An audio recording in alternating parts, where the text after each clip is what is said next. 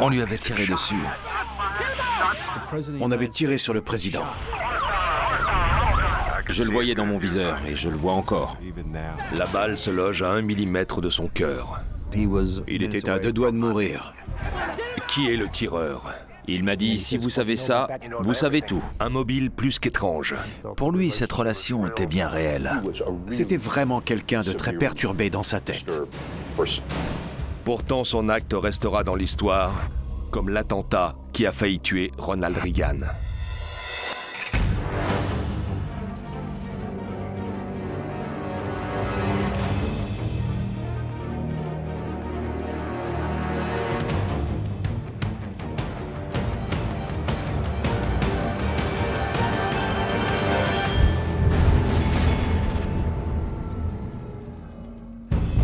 Le 20 janvier 1981, Ronald Wilson Reagan prête serment et prend ses fonctions de président des États-Unis. I, Ronald Reagan, do solemnly swear. Comme pour tous ses prédécesseurs, son emploi du temps est très chargé lors des premiers mois de sa présidence. C'est son 70e jour. Ça ne va pas bien. Sa cote de popularité est au plus bas. Aucun autre président n'a jamais connu ça en début de mandat. On est lundi et Reagan a un rendez-vous très important. Il doit faire un discours devant la Fédération américaine du travail. Il est 14 heures, il fait beau. La délégation présidentielle vient juste d'arriver devant le Hilton de Washington. Ça, c'est l'entrée pour les personnalités. Lorsque Reagan arrive à 14 heures, il entre par là.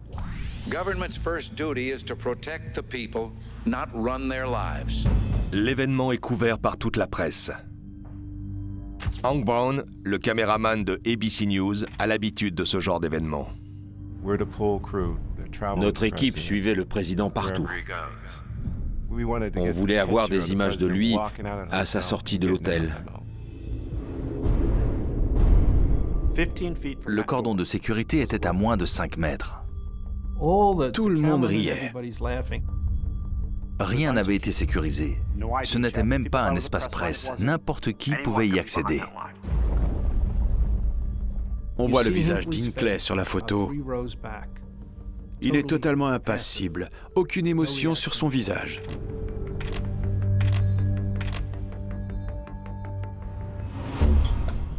J'avais ma caméra braquée vers la porte d'où devait sortir le président. Je revois encore la scène à travers mon viseur. Reagan marche vers la limousine, les agents des services secrets l'encerclent. John W. Hinckley Jr. est à peine à 5 mètres de lui. Il sort son revolver calibre 22.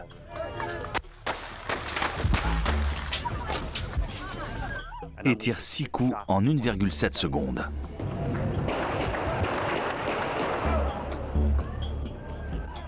Une seconde et 7 dixièmes, c'est exactement le temps qu'il faut pour le dire. La première balle atteint James Brady, le secrétaire de presse, à la tête. Sur cette photo, on voit Brady entre Reagan et Jerry Parr des services secrets. La deuxième balle atteint Tom Delahanty, un policier de DC, dans le dos.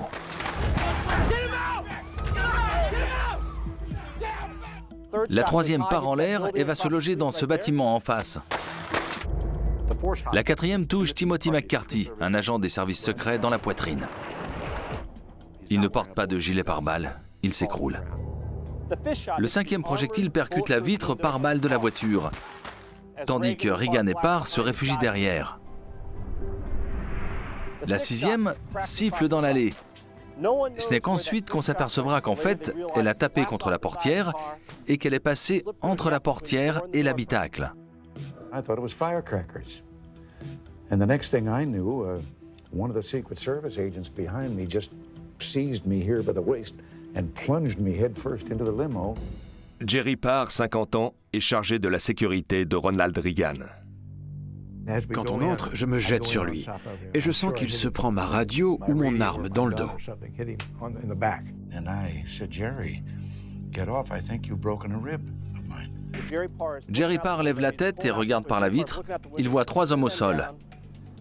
Il y a un impact de balle dans la vitre. Il comprend ce qui se passe et que la limousine n'est pas sécurisée.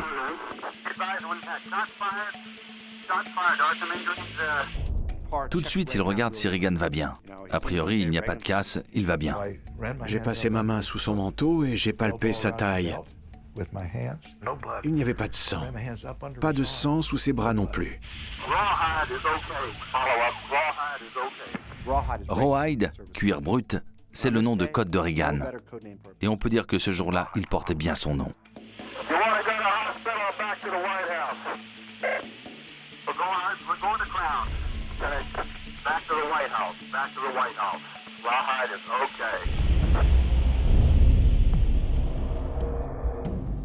We interrupt. There's been a late development. Shots reported fired outside the hotel where President Reagan spoke a short while ago. Here's Bernard Shaw in our Washington bureau. Okay, my apology. Details are very sketchy at this moment. We don't know precisely what happened. We don't know the sequence. First of all, the president is... Il est en sécurité, mais pas tiré d'affaire pour autant. Il a commencé à se plaindre de douleurs dans le dos, la poitrine et le côté. Il ne se sentait pas bien. And I had a handful of bright red frothy blood. Il m'a dit, je crois que je viens de cracher du sang. J'ai regardé, il y en avait vraiment beaucoup. Parr comprend que c'est grave. Il doit prendre une décision. Doit-il retourner à la Maison-Blanche, là où le président sera en sécurité, ou bien doit-il se rendre aux urgences les plus proches, celles de l'hôpital George Washington, où rien n'est sécurisé?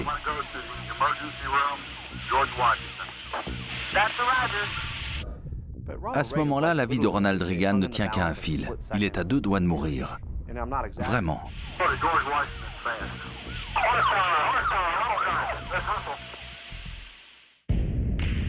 Devant l'hôtel, c'est la confusion la plus totale. Le tireur est plaqué au sol, au milieu de la panique générale. Ça se poussait, ça se bousculait. Les agents hurlaient « Sortez-le, sortez-le !» On entendait une ambulance qui arrivait. J'ai immédiatement recommencé à filmer. C'était un moment qui resterait dans l'histoire. J'avais les larmes aux yeux. Je vois encore Brady allongé devant moi, par terre.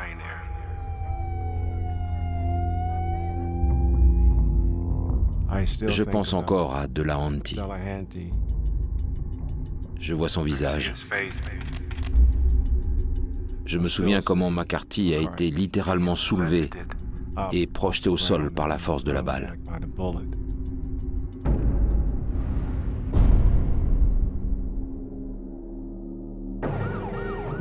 À peine quelques minutes après l'attentat, le président Reagan arrive aux urgences de l'hôpital.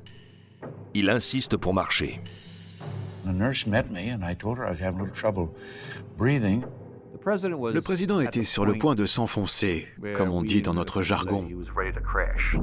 The next thing I knew then when my knees began to turn to rubber and I wound up on a gurney. S'il était rentré à la Maison-Blanche, le temps de le sortir de la voiture, de l'examiner, de se rendre compte de son état, ensuite de le remettre dans la voiture et de le ramener ici, ça aurait pris au moins un quart d'heure. Il serait mort. L'infirmière essaie de prendre sa tension. Elle n'y arrive pas. Elle ne sent pas son pouls. Il est au plus mal. Et là, elle se dit, le président des États-Unis est en train de mourir. Il était vraiment à 2 doigts de ne pas s'en sortir. The shot that got me caromed off the side of the limousine and hit me while I was diving into the car. And it hit me back here under the arm and then hit a rib. And that's what caused an extreme pain. And then it turned instead of edgewise and went tumbling down to within an inch of my heart. Nancy Reagan est au solarium lorsqu'elle apprend la nouvelle. George Opfer, who was head of my detail, he said, "There's been a shooting, but don't worry. The president's all right." George kept saying, "You don't have to go. He's all right. He hasn't been hurt." I said, "George, I'm going. You better get the car because I'm going."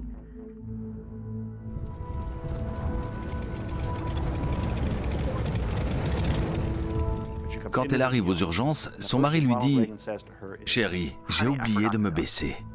Tandis qu'on le prépare pour rentrer au bloc, Reagan se montre affable et plaisante même avec les médecins. Il m'a regardé et m'a dit « J'espère que vous êtes républicain. » Or, tout le monde sait que je suis démocrate. Je lui ai répondu « Aujourd'hui, nous sommes tous républicains. » L'équipe chirurgicale est dirigée par le docteur Benjamin Aaron. Le chirurgien est obligé de fouiller dans la poitrine de Reagan pour retrouver le fragment de balle, en sachant que s'il glisse sur une artère, le président mourra. Le docteur David Adelberg plonge alors la main dans la poitrine du président, prend doucement son cœur battant et le tient. À ce moment-là, sa vie était littéralement entre les mains de ce jeune interne en chirurgie de 31 ans. Pendant ce temps, la police interroge le suspect John W. Hinckley, originaire d'Evergreen dans le Colorado. Il a immédiatement reconnu les faits, sans aucune difficulté. Le FBI et les services secrets se posent deux questions. Quel est son mobile et a-t-il agi seul? Il leur a répondu « Vous comprendrez quand vous verrez ma chambre ». According to sources, John Hinckley Jr., the accused gunman, may have tried to kill Mr. Reagan because of an infatuation with a young actress.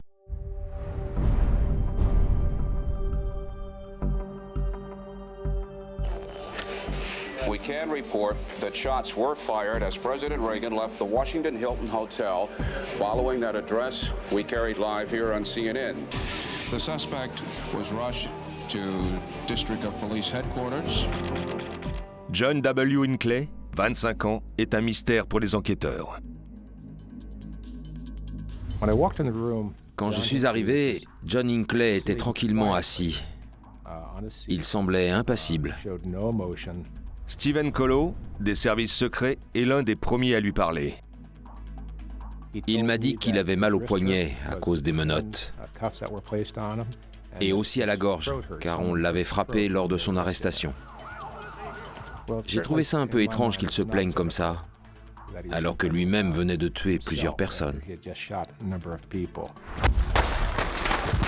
Pendant que les services secrets interrogent le tireur, la femme de Jim Brady, le secrétaire de presse de la Maison-Blanche, est chez elle avec leur fils de 2 ans. Nous étions dans le salon en train de regarder la télévision quand ils ont annoncé la nouvelle. The president did not appear to be hurt, according to United Press International. J'étais soulagée. Va savoir pourquoi. Je n'ai pas pensé une seule seconde que Jim pouvait être avec lui. Là, le téléphone a sonné. C'était une amie à moi qui avait entendu que Jim était blessé. La Maison-Blanche envoie immédiatement une voiture pour que Sarah se rende à l'hôpital. Je pensais qu'elle s'était juste pris une balle dans le bras. Je n'imaginais pas du tout qu'il pouvait être gravement blessé ou même mort. J'étais persuadée qu'il n'avait qu'une balle dans le bras. Il avait une balle dans la tête, donc il était très gravement blessé. Mais il était en vie. Normalement, on ne survit pas à une telle blessure, mais il a été soigné par le docteur Art Cobrin, qui est un excellent médecin. Alors que l'on prépare son mari pour le bloc opératoire, le personnel hospitalier fait entrer Sarah dans une salle d'attente sécurisée.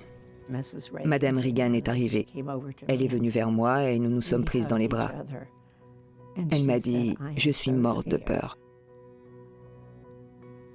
J'ai répondu « Moi aussi ».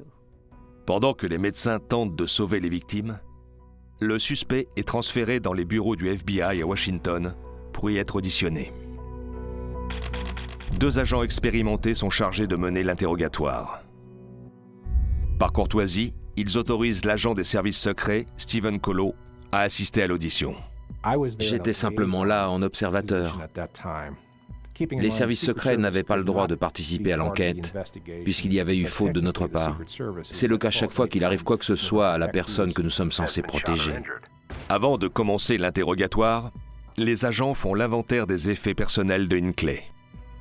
Dans son portefeuille, il y avait une photo. C'était celle d'une très belle jeune femme. Elle était très connue. On savait que c'était une jeune starlette du cinéma, mais on ne se souvenait plus de son nom. Il y avait aussi un bout de papier avec un numéro de téléphone dessus. Un des agents a remarqué qu'il s'agissait d'un numéro dans le Connecticut. Mais au départ, ça ne me disait rien du tout. Le suspect se montre d'emblée très peu coopératif avec les agents du FBI.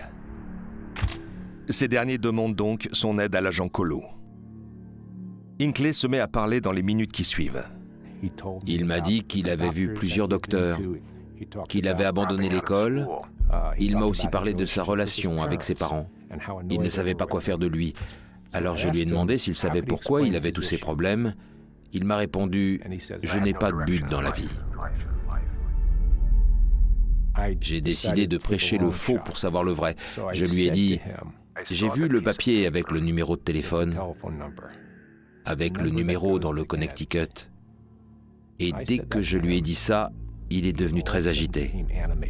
Avant, il était quasi stoïque. Et là, d'un coup, il change du tout au tout et il me fait « Eh bien, si vous êtes au courant de ça, vous savez tout. » Et là, j'ai compris que j'avais fait mouche, même si je ne voyais pas du tout de quoi il parlait. Alors je lui ai dit « Je sais tout, mais je veux l'entendre de ta bouche. » Et là, il m'a lâché. C'est le numéro de la chambre de Jodie Foster à l'université de Yale. Bingo! C'était justement elle sur la photo dans le portefeuille. Pendant ce temps, au bloc opératoire, le docteur Kobrin retire méticuleusement les fragments de balles et le tissu endommagé du cerveau de Jim Brady. C'est une opération très délicate et surtout à très haut risque. À un moment, on a dit à la radio que Jim Brady était mort. Quelqu'un est allé le dire au docteur Art Kobrin. Il s'est retourné et il lui a dit « Ah oui? Et moi je suis en train d'opérer un cadavre peut-être ?» On nous a préservé des rumeurs. Il n'y avait pas de télévision dans la pièce où nous étions, et heureusement. Mais ce n'est pas le cas pour tout le monde. Des amis de Jim Brady regardent la télévision avec son fils de 2 ans, au moment où l'information est relayée. Ils ont annoncé sa mort et ils ont montré sa photo.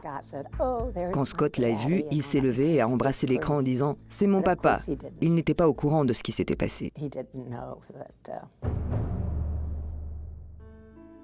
Au bout de 5 heures, le docteur Kobrin sort enfin de la salle d'opération. Dès que je l'ai vu, j'ai su à l'expression de son visage que l'opération avait été un succès. C'était un vrai miracle. Aussi incroyable que cela puisse paraître, Jim Brady survit à sa blessure. Il restera en fauteuil roulant et souffrira toutefois de graves séquelles. Les autres victimes survivront elles aussi. L'agent Tim McCarthy a reçu une balle dans la poitrine. Le policier Tom Delahanty a quant à lui reçu une balle dans le dos. Ce soir-là, les agents du FBI fouillent la chambre d'hôtel de John Hinckley à Washington. Fait très étrange, le journal du jour avec le planning détaillé du président était posé sur son lit. Et juste à côté, il y avait une lettre qu'il avait écrite à Jodie Foster. Dans cette lettre, Hinckley écrit « C'est pour ton bien que je fais tout ça, Jodie. Je te demande de m'ouvrir ton cœur et de m'offrir une chance de gagner ton respect et ton amour par ce geste héroïque. Je t'aime pour toujours. » Signé John Hinckley. Quand on a lu la lettre, on a tout compris. Cela a confirmé qu'il avait bel et bien agi seul, dans l'unique but d'impressionner cette actrice. On aurait pu comprendre qu'il le fasse pour des raisons politiques. Mais là, il l'avait fait par amour. President Reagan had just delivered a fairly well-received speech at the Hilton Washington Hotel. Then shots. Dans les 24 heures qui suivent la tentative d'assassinat contre le président, le FBI et les services secrets épluchent le passé de John Hinckley Jr. Nos recherches nous ont menés à travers tout le pays. On a littéralement décortiqué le moindre de ses faits et gestes. On a examiné tous ses reçus de cartes bancaires, toutes les dépenses qu'il avait faites. On voulait retracer son emploi du temps, savoir ce qu'il avait fait et où il avait été. La vie du jeune homme se résume à une longue suite de mensonges et à un perpétuel double jeu.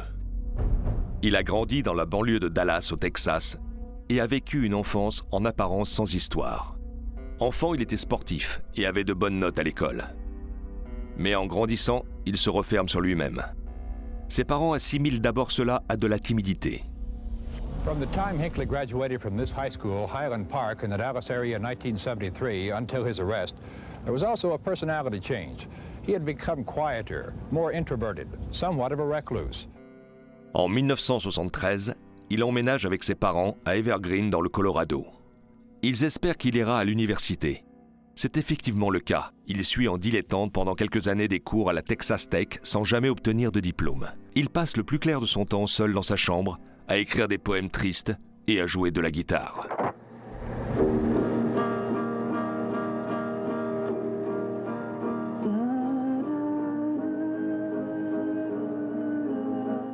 Il rêvait de devenir musicien. Un été, il est parti à Los Angeles en faisant croire qu'il allait là-bas pour signer avec des maisons de disques. Il avait une vision grandiose de lui-même. Il était persuadé d'être un musicien et un compositeur bourré de talent. En réalité, il ne faisait absolument rien. Il restait chez lui à regarder la télé. Il était un peu une âme perdue, si vous voulez. Il est allé à Hollywood en espérant réussir, mais il a fini tout seul dans une chambre d'hôtel. Et il est allé voir le film Taxi Driver encore et encore. Les enquêteurs découvrent que le film Taxi Driver a eu une influence majeure sur Hinckley. À tel point qu'il va jusqu'à adopter la personnalité du personnage principal, incarné par Robert De Niro. Hinckley devient alors Travis Bickle, un vétéran du Vietnam très perturbé. Comme lui, il s'habille en treillis. Comme lui, il se met à boire du brandy à la pêche. Et comme lui, il est obsédé par les armes à feu et nourrit des envies de meurtre. Taxi Driver est un film très violent et il l'a vu 15 fois. C'est de là qu'est née son obsession pour Jodie Foster. La jeune actrice y joue le rôle d'une jeune prostituée de 12 ans, Iris. Il était persuadé que sa relation avec elle était bel et bien réelle et qu'il ne s'agissait pas d'un film. En gros, il était complètement tordu. Pendant que le FBI continue son enquête, Ronald Reagan se remet doucement de son opération. Le siège du gouvernement a été transféré à l'hôpital George Washington le temps de sa convalescence. La Maison-Blanche suit le président. Il avait déplacé tout le bureau là-bas, y compris le personnel. Toutes les décisions étaient prises depuis l'hôpital. C'était complètement fou.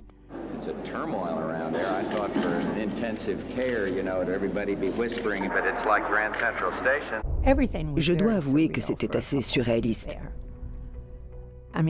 On se serait cru dans un film.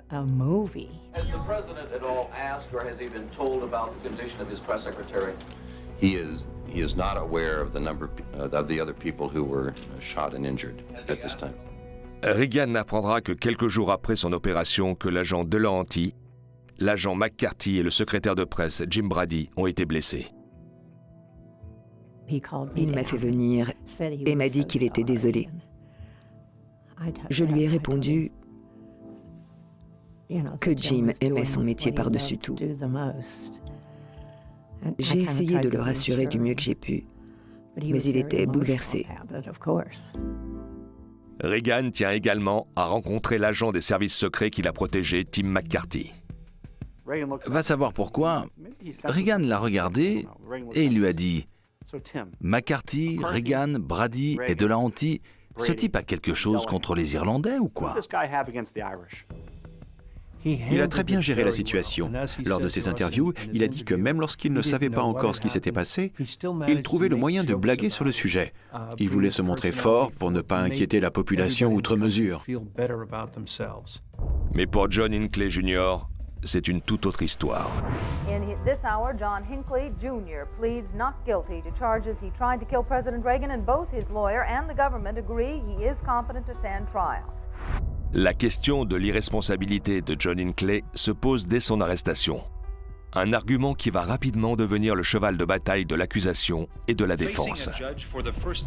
Hinckley stood while the clerk read the 13-count indictment. Among the spectators were Hinckley's parents. They watched intently as the clerk asked their son, "How do you plead?" In a clear, loud voice, the 26-year-old Hinckley answered, "Not guilty." Le personnage de Hinckley est à la fois très intéressant et à la fois tristement banal. Il n'y avait pas grand-chose à en tirer. Impossible d'entrer en contact avec lui. Il n'exprimait pratiquement aucune émotion. Le docteur Will Carpenter, un psychiatre de l'Université du Maryland, est nommé comme expert par la défense. J'ai dû passer 44 heures à l'observer pour évaluer son état. La plupart du temps, je lui posais des questions.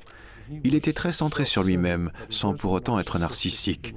C'était plus un solitaire à qui il n'arrivait pas grand-chose. Il avait la folie des grandeurs et des idées délirantes. Il s'était carrément inventé une petite amie pendant 1 an. Elle n'a jamais existé. Pour lui, à certains moments, elle était bel et bien réelle, mais c'était surtout pour manipuler ses parents et pouvoir faire tranquillement ce qu'il voulait sans qu'il ne s'en mêle. Au cours de l'été 80, Hinckley lit un article sur Jodie Foster. Il y apprend que la jeune actrice de 18 ans met sa carrière entre parenthèses pour aller à Yale. Hinckley informe alors ses parents qu'il veut reprendre ses études. Pas à Texas Tech, mais à Yale. Il invente une histoire et raconte à ses parents qu'il va là-bas pour suivre un cours d'écriture, sauf que cette UV n'existe pas. Sur place, il passe tout son temps à espionner Jodie Foster. Il trouve son adresse, il glisse des mots sous sa porte, il l'appelle et il enregistre tout.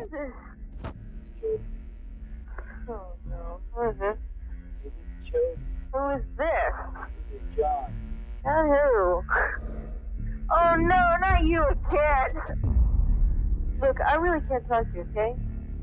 But do me a really big favor. You understand why I can't, carry on these conversations with people I don't know. You understand that it's dangerous and it's just not done, it's not fair, and it's rude. Oh, all right? Well, I'm not doing this. Well, I understand that. It's the same thing, okay? So you just don't ever want me to call me? No, it's been really nice talking to you. On était là, raccroche, mais raccroche. C'est ce qu'on aurait fait si c'était notre femme ou notre fille. C'était triste et pathétique. Il idolâtrait cette femme, il voulait lui parler et faire partie de sa vie. Donc il s'est dit, si je tue le président des États-Unis, elle m'aimera. Elle me remarquera et saura qui je suis. De là, il a commencé à traquer Jimmy Carter. Hinckley passe à l'action à peine 1 mois avant l'élection de Reagan. À ce moment-là, Carter et lui sont en pleine campagne électorale. En octobre 80, John Hinckley parvient à approcher Jimmy Carter lors d'un meeting à Dayton, dans l'Ohio. 1 semaine plus tard, il continue sa traque et le suit à Nashville, dans le Tennessee. Lorsqu'il repart, la police des airs découvre plusieurs armes dans ses bagages. Il a été arrêté. Il n'avait jamais été fiché pour détention d'armes. Du coup, l'information n'avait jamais été transmise aux services secrets. Ils lui ont confisqué les armes, il a payé une amende, et c'est tout. Quelques jours plus tard, Hinckley se rend à Dallas où vit sa sœur. Sur place, il achète d'autres armes. Il achète 2 revolvers pour $98. Il utilisera l'un d'eux pour tirer sur le président Reagan. À l'époque, il les a achetés de façon tout à fait légale. Le calibre 22 est un revolver très léger. Il est allé s'entraîner. Il a pris des cours de tir, où il s'est entraîné tout seul. Il s'est énormément entraîné sur cible, vraiment beaucoup. Il n'avait jamais tiré sur une cible en mouvement, et Jerry Parr était en train de pousser le président.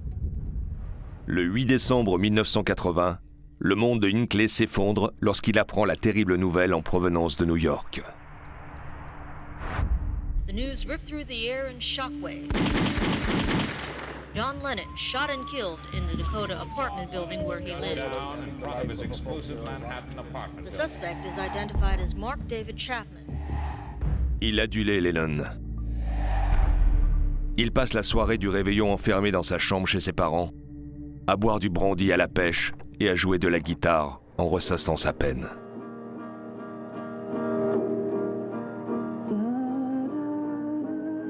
Cette nuit-là, il écrit dans son journal. John Lennon est mort. Laisse tomber. Ça va être de la folie. Je pense toujours autant à Jodie. Tout ce que je ferai en 1981, je le ferai uniquement pour elle. Je veux que le monde entier sache que je l'aime. Saint-Valentin 1981. John Hinckley, l'homme qui va bientôt tirer sur Ronald Reagan, est à New Haven depuis 2 jours. Il continue d'écrire à Jodie Foster. Sur l'une de ses cartes, il écrit « Un jour, toi et moi, on sera à la Maison-Blanche. Je t'en prie, s'il te plaît, essaie de rester vierge. Tu l'es bien, n'est-ce pas ?» Mais cette fois, il ne se contente pas de lui écrire. Il entend passer à l'action et de façon violente. Il avait des armes sur lui quand il traquait Jodie Foster à New Haven. Il n'avait pas encore décidé ce qu'il allait faire. Et conduit par Jodie Foster et déprimé, Hinckley se rend à New York. Il a toujours sur lui les armes qu'il a achetées à Dallas. Je lui ai parlé des armes qu'il avait en sa possession. Il m'a confirmé qu'il les avait avec lui à New York. Il s'était rendu à l'endroit où Chapman se tenait devant le Dakota, et là, il avait envisagé de se suicider. Mais Hinckley va changer d'avis. Il décide finalement de rentrer chez ses parents dans le Colorado. C'était très tendu avec eux. Ils lui ont demandé ce qu'il comptait faire de sa vie. Ils se sont rendus compte qu'il avait un problème et ils l'ont envoyé chez un psychiatre. Hinckley a déjà vu le psychiatre le mois d'octobre précédent. Lors d'un des premiers rendez-vous, il a avoué au psy qu'il faisait une fixation sur les armes à feu et Jodie Foster.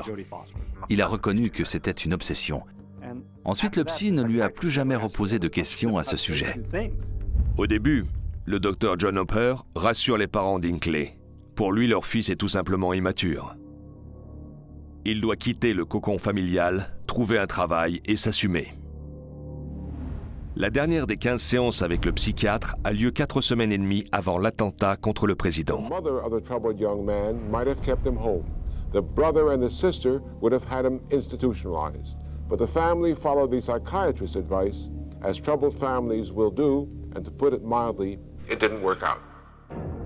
Ses parents lui ont posé un ultimatum. C'est eux qui finançaient tous ses déplacements. Ils en ont eu assez et ils lui ont dit, je cite, qu'il devait changer d'attitude, trouver un travail et qu'il lui couperait les vivres dès la fin mars. Il n'avait pas les capacités de relever ce défi et de prendre sa vie en main. Il était plutôt enclin à rester solitaire et à s'enfoncer dans son délire.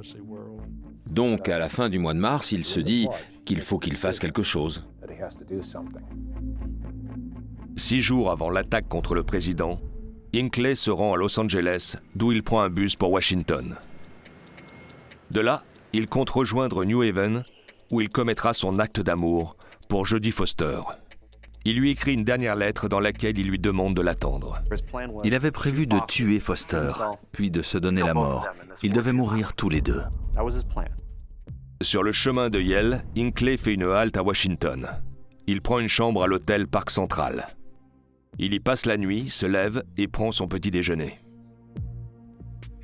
Par chance, ce matin-là, il a lu le journal et il a vu que le président devait faire un discours au Hilton, devant la Fédération des syndicats. Il a vu le planning du président à la page 84 du journal. Là, il s'est dit, on va voir si je peux m'approcher de lui. Et il a écrit à Foster. Il prend un taxi jusqu'au Hilton. Il se met derrière le cordon de sécurité et voit Reagan qui approche. Il sort son revolver. Il pensait qu'il y aurait un miracle, et ça n'avait rien à voir avec Reagan. Il était persuadé que ça lui permettrait de se rapprocher de Jodie Foster.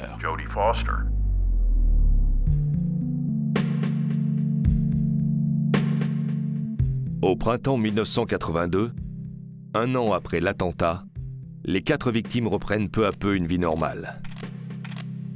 La convalescence de Jim Brady est longue et difficile.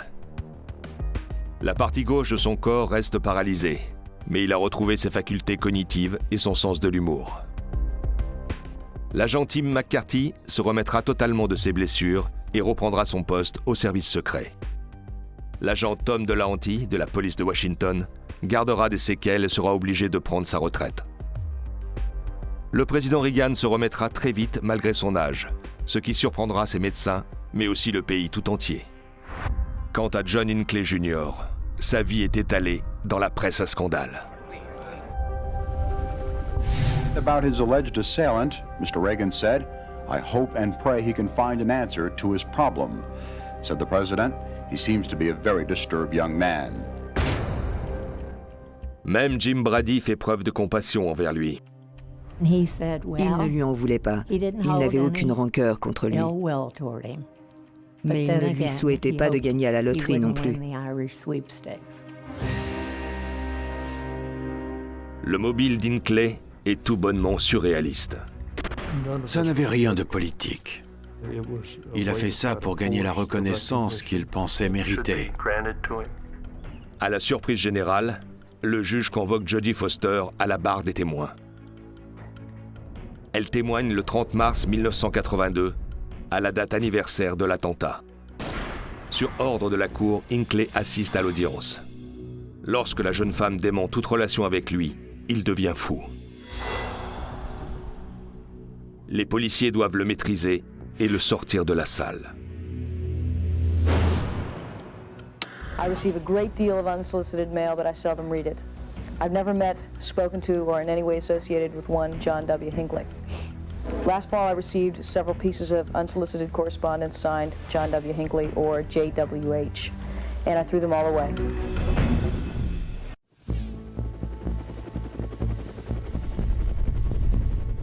Le procès de John Hinckley démarre le 4 mai 1982.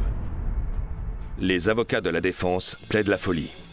D'après la loi fédérale en vigueur, à partir du moment où la défense invoque la folie, l'accusation doit prouver de façon formelle que l'accusé n'est pas fou. Le professeur Richard Bonney est expert juridique et psychiatrique. Son ouvrage au sujet du procès Hinckley est aujourd'hui considéré comme une référence. Du point de vue de l'accusation, le diagnostic était que le sujet souffrait d'un trouble de la personnalité narcissique, axé sur Jodie Foster. Ce qu'il voulait, c'était devenir célèbre. Mais il savait très bien ce qu'il faisait. Alors que du point de vue de la défense, il souffrait de troubles schizophréniques.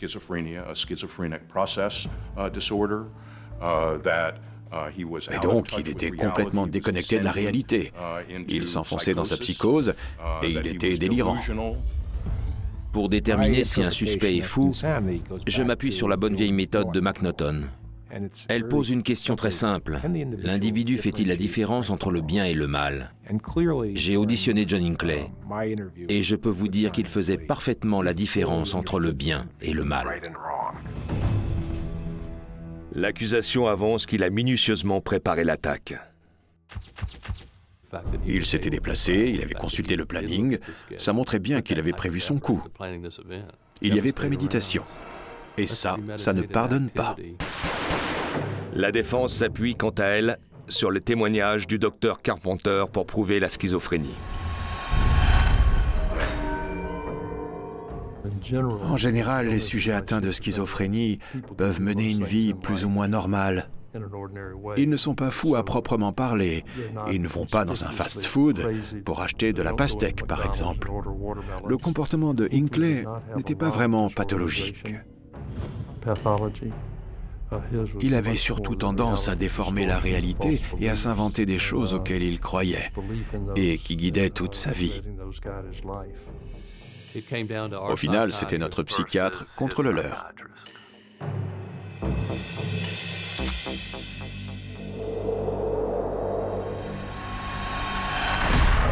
John W. Hinckley Jr. has been found not guilty by reason of insanity on all 13 counts.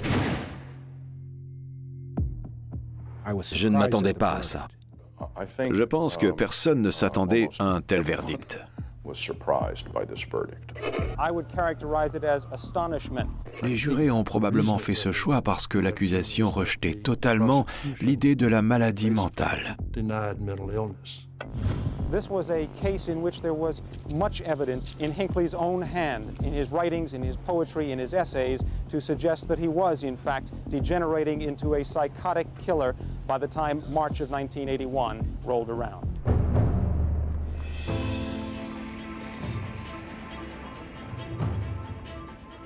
Hinckley s'attendait à être reconnu coupable et avait préparé une déclaration. À la base, je voulais seulement qu'on m'aime. Si j'ai fait ça le 30 mars 1981, c'était pour que ma famille me reprenne et que Jodie Foster me laisse une place dans son cœur. Cette tentative d'assassinat était un acte d'amour. À l'issue du procès, Hinckley est interné à l'hôpital Sainte-Élisabeth de Washington. Quelques années plus tard, j'ai été assigné à la protection de Reagan. Et nous avons eu l'occasion de parler de John Hinckley dans la limousine. Il tenait à ce qu'il reçoive les soins dont il avait besoin. Et puis il a ajouté « Mais ça fait un mal de chien ». Reagan n'était pas du genre à s'appesantir sur le passé. Il n'avait aucun mal à tourner la page et oublier les mauvais moments. Ça ne lui posait aucun problème. Nancy, elle, a eu plus de mal. Elle s'inquiétait chaque fois qu'il était question de relâcher John Hinckley. Elle venait me voir et me disait « Steve, faites ce qu'il faut pour qu'il n'arrive rien ». En 2003, un an avant la mort du président Reagan, le juge estime que Hinckley n'est plus un danger pour la société et l'autorise à rendre visite à sa mère en Virginie. À ce jour, il est toujours surveillé par les services secrets. Toute sa vie est passée au crible, son emploi du temps, ses fréquentations et même ses lectures. Est-il encore un danger? Est-ce qu'il recommencera? Il n'a jamais donné l'impression d'éprouver le moindre remords, et je ne pense pas qu'il en soit capable. C'est un malade mental.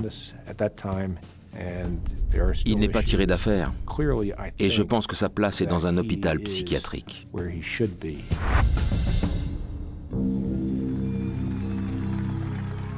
Dans les années qui suivent l'attentat, la cote de popularité de Ronald Reagan monte en flèche. Mr. Gorbachev, tear down this wall. Il devient l'un des présidents les plus populaires des États-Unis. Au cours de son second mandat, Jim et Sarah Brady militent activement pour une loi en faveur du contrôle des armes à feu. Leurs efforts sont récompensés en 1993 avec la signature du Brady Handgun Violence Prevention Act. Cette loi impose le contrôle du casier judiciaire lorsqu'un particulier souhaite acheter des armes à feu. Malheureusement, cette loi n'existait pas du temps de John Hinckley. Lorsque son père lui demandera quelques mois plus tard ce qui aurait pu l'arrêter, il lui répond « Peut-être que si on m'avait fait attendre, si on m'avait obligé à remplir un formulaire, à montrer un permis de port d'armes, à passer au poste ou à faire d'autres démarches, je n'aurais peut-être pas été jusqu'au bout. »